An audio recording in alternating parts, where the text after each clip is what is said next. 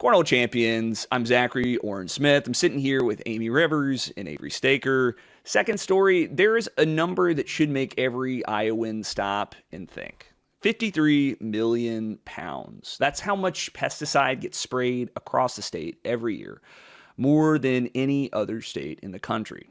We here at Iowa Starting Line have been taking a look at Iowa's high cancer rates lately in our series that we're calling the Hot Spot. Sign up to get these investigative pieces straight to your email every Tuesday when they come out. Go to iowastartingline.com/newsletter, and you can get these. You can get Amy's great work, Avery's great work, right to your mailbox. I think this week, your great work.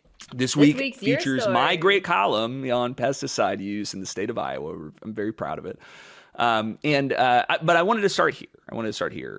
There is no smoking gun for the cancer series, right? It's always it's the one question people ask. They want to know. So Zach, right? What is the thing? What is the single thing that's driving the cancer? Our second highest in the country and fastest growing in the country rate.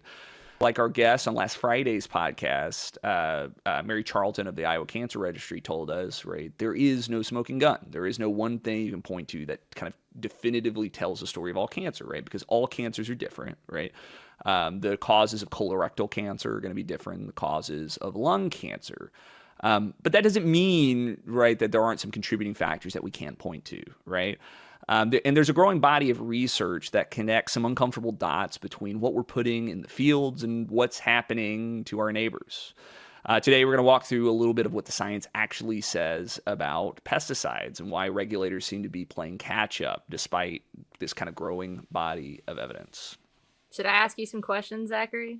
I would love for you to ask me some questions. So let's start with the scale here. So 53 million pounds of pesticides every year.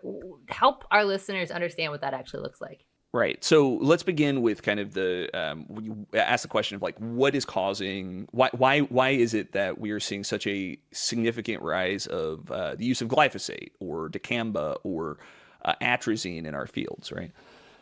Right now, the kind of the crops that we're growing, right, have been sort of engineered alongside some of these pesticides, right, in order to so they can have the highest yields and they can have the most successful growing seasons. The numbers show that we have very productive fields, right? We are seeing more bushels of corn off of an acreage than we've ever seen. Unfortunately, that's coincided with lower crop prices, kind of a downturn in the market, right?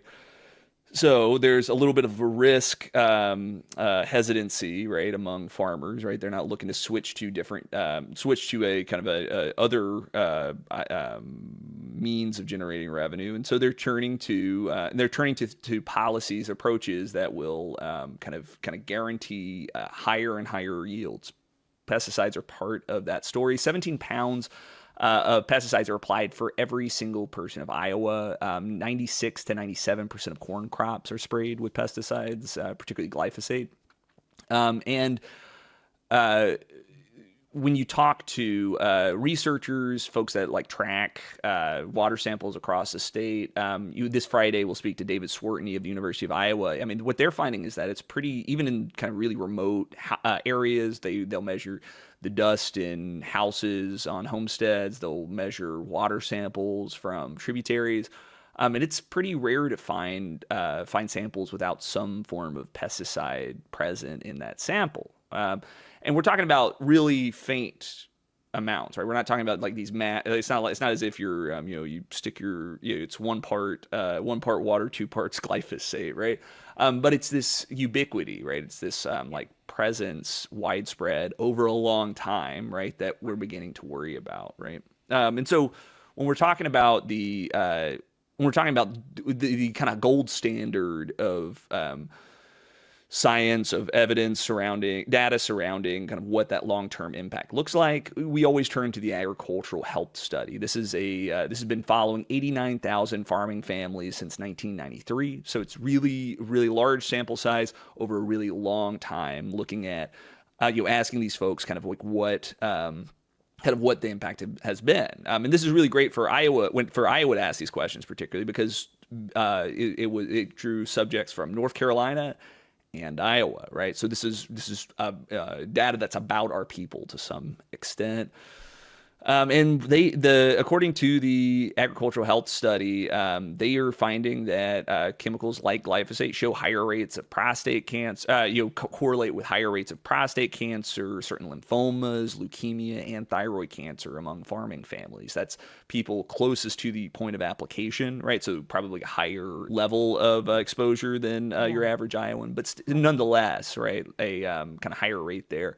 Just last year, researchers went back to the same data and found that atrazine, one of the most common pesticides in Iowa, one of our top 3, was actually linked to lung cancer and other cancers. I think initially they had found that atrazine, there was no issue with the application of atrazine, or not a measurable issue at the level of atrazine, but that later study was able to correlate kind of this rise in those cancers. Because obviously longer term studies are also needed besides just short term ones. Absolutely. And I mean, the good thing about the study is it should be anticipated, right? That, that every study should be repeatable, and we should learn new things from it, right? Whether that confirms our original hypothesis or whether that kind of changes what we know about it, right? It gives us new information to act on, right? And for something like this, where we're talking about population over time, that like you say, that longer term really does, I think, impact the kind of what is known, what we can know about this work.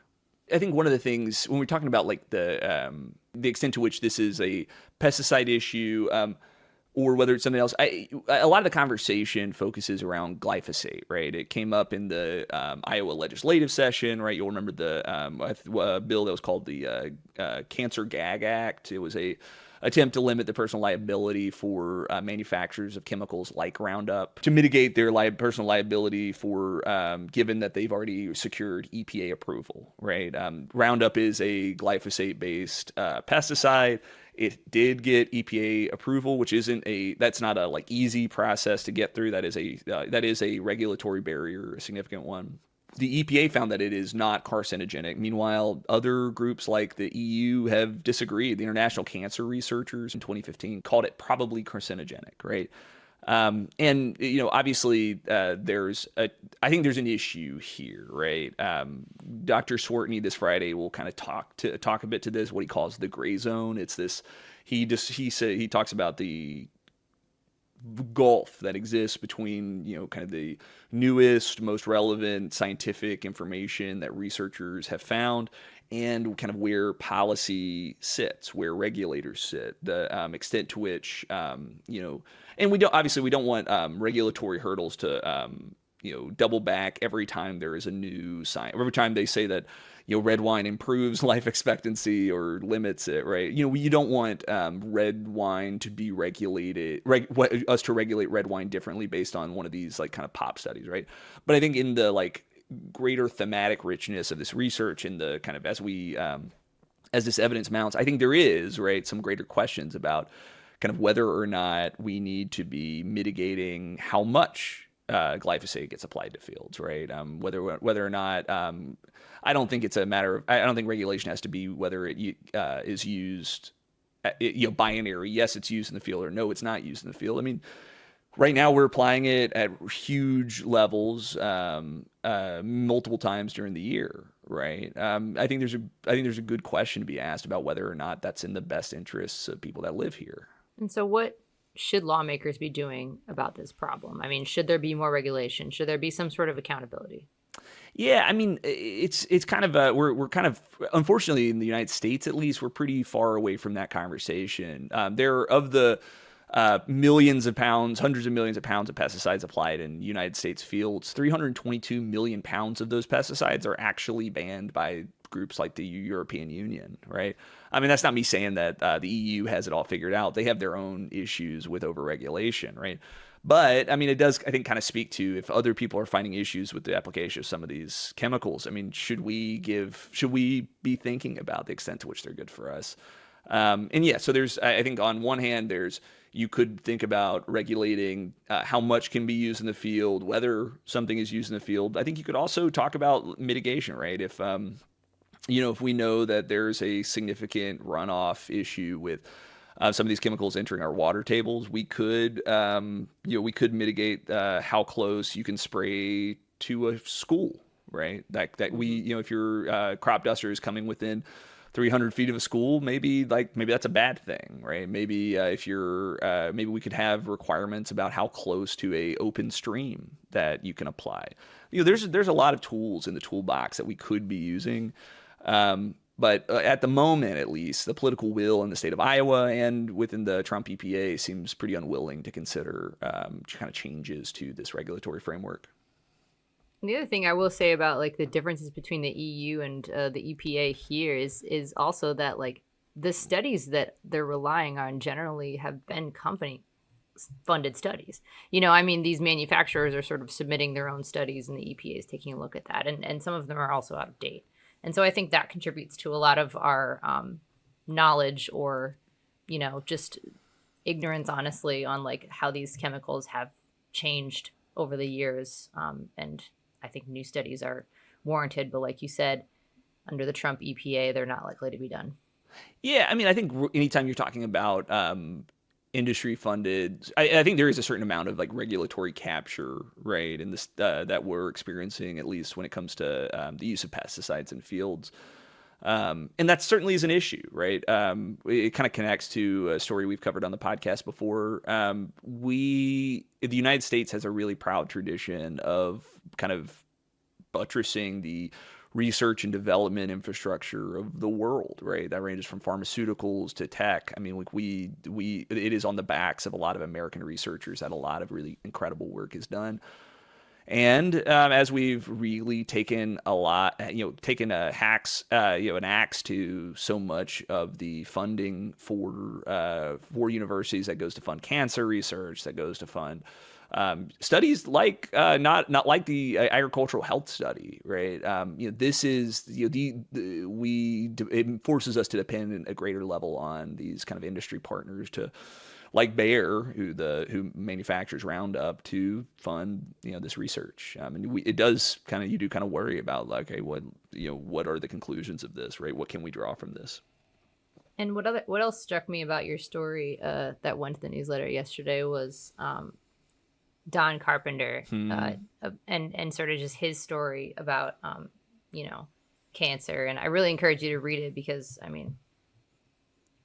He's like, it could happen to anybody, right? It has happened. It's happened to, farmers talk about it's happened to their neighbors, it's happened to a lot of people. And they're all sort of wondering, is it the pesticides? I think that really brings it home for me that these aren't just like companies and studies and chemicals. Like these are real people that are being affected.